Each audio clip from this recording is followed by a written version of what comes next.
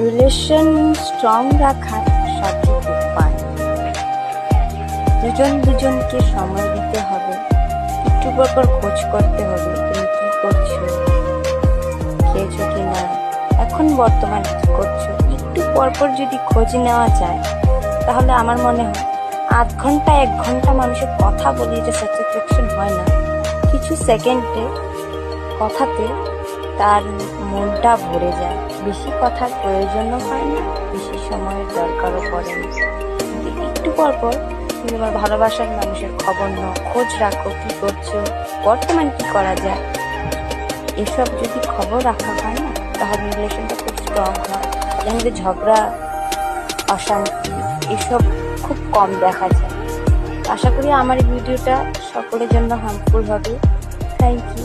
আজকের জন্য একটু টাটা।